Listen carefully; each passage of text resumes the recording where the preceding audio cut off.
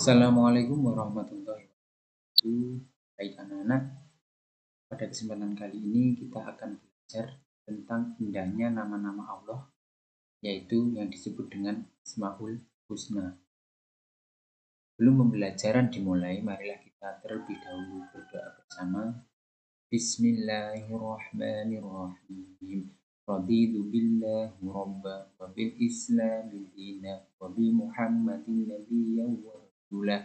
Rabbi zidni ilma warzuqni fahma. Amin. Baik anak-anak, siapa yang tahu Asmaul Husna? Tahukah kamu bagaimana agar doa kita dikabulkan oleh Allah? Yaitu apa? Dengan cara berdoalah dengan menyebut Asmaul Husna. Asmaul Husna mengandung sifat-sifat mulia Allah. Berdoa dengan memuji kebesaran dan kemuliaan Allah akan menambah kekhusyuan dan ketenangan hati serta semakin mendekatkan kita kepada Allah. Masih ingat kalian berapa jumlah Asmaul Husna? Ada yang masih ingat? Asmaul Husna sendiri berjumlah 99. Pada pelajaran kali ini kita akan mempelajari 4 Asmaul Husna, yaitu yang pertama As-Somad, yang kedua Al-Muqtadir, yang ketiga Al-Muqaddim, dan yang terakhir yaitu Al-Baqi. Ini ada 4, tadi sudah dijelaskan mulai dari As-Somad, Al-Muqtadir, Al-Muqaddim, dan Al-Baqi. Baik, yang pertama yaitu As-Somad. As-Somad itu artinya adalah maha dibutuhkan. Allah adalah maha yang dibutuhkan, yaitu tempat meminta dalam setiap kebutuhan, kesulitan, dan menyadarkan permasalahan dunia dan akhirat manusia. Ini poin pentingnya, yaitu yang pertama, Allah satu-satunya tempat bersandar, bergantung dan memohon seluruh makhluk. Tidak ada zat lain yang bisa dijadikan tempat bersandar dan meminta kecuali Allah. Kemudian yang kedua, Allah adalah Tuhan yang maha mengabulkan segala permintaan dan maha menyelesaikan permasalahan manusia. Yang ketiga, As-Somad menyadarkan manusia bahwa hidup perlu sandaran, tujuan, serta tempat bergantung yang kuat. Jika terjadi kesulitan hidup, manusia tahu dan langsung bergantung kepada Allah.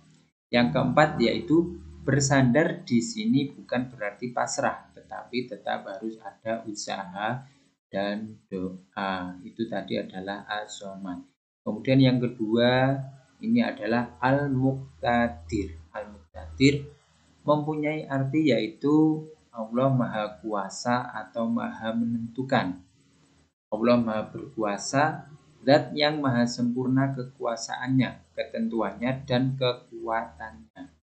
Kemudian poinnya yaitu yang pertama, hanya Allah yang maha berkuasa. Kita harus melepaskan diri dari segala kekuasaan selain kekuasaan dari Allah.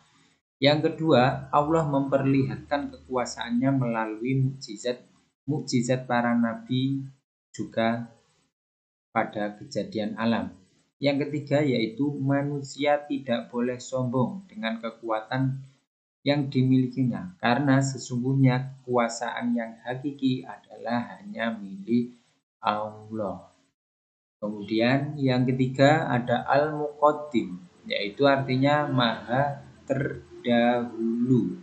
Allah maha mendahulukan, zat yang mendahulukan dan memajukan, atau zat yang mempunyai hak mendahulukan apa saja dan siapa saja yang dikehendakinya. Allah mendahulukan sesuatu dengan hikmahnya, sudah berdasarkan prioritas atau keutamaan dan kelebihannya. Allah tidak menunda sesuatu kecuali itu mengandung kebaikan dan hikmah. Jadi Allah itu maha mendahulukan. Adanya alam semesta berarti yang terlebih dahulu ada adalah Allah. Kemudian yang ketiga ada Al-Baqi. Al-Baqi di sini artinya adalah Allah maha kekal. Zat yang kekal wujudnya, Allah ada untuk selama-lamanya. Kekal berarti di sini tidak rusak, tidak musnah, berarti ada untuk selama-lamanya. Kemudian poinnya yang pertama yaitu apa yang dimiliki manusia tidak akan ada yang kekal. Semuanya hanya fana, berarti akan ada masanya, suatu saat pasti akan hilang. Contohnya yaitu umur. Manusia pasti akan mati. Kemudian harta. Harta juga bisa habis. Jabatan juga bisa hilang karena diganti oleh orang lain. Kemudian yang kedua, tidak ada satupun manusia yang mampu hidup selamanya.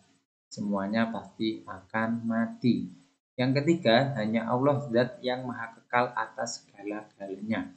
Dan yang keempat, yaitu hanya pahala dan sedekah jariah yang akan kekal sampai di hari kiamat. Kemudian kita perlu mengakui nama-nama Allah yang indah atau Asmaul Husna dalam kehidupan sehari-hari. Yang pertama tadi yaitu mengakui sifat As-Somad, yaitu menjadikan Allah sebagai tempat meminta yang utama dalam semua keinginan kita yang baik. Berarti kita berdoa dan memohon hanya kepada Allah. Kemudian yang kedua, mengakui sifat Al-Muqtadir, yaitu Allah yang maha menentukan, menjadikan Allah sebagai tempat berlindung. Kemudian berlomba-lombalah untuk mencari amal kebaikan karena kita tidak tahu kapan bencana akan datang. Kemudian yang ketiga, mengakui sifat al-muqaddim. Dalam berbuat kebaikan hendaknya kita terlebih dahulu berbuat kebaikan. Dan yang terakhir yaitu mengakui sifat al-baqi. Ketahuilah bahwa masa kanak-kanak tidak kekal, semua pasti akan mati. Baik, terima kasih. Kita tutup pembelajaran pada hari ini dengan doa bersama. Bismillahirrahmanirrahim. Rabbana atina fid dunya hasanah wa fil akhirati hasanah wa qina adzabannar. Sekian, wassalamualaikum warahmatullahi wabarakatuh.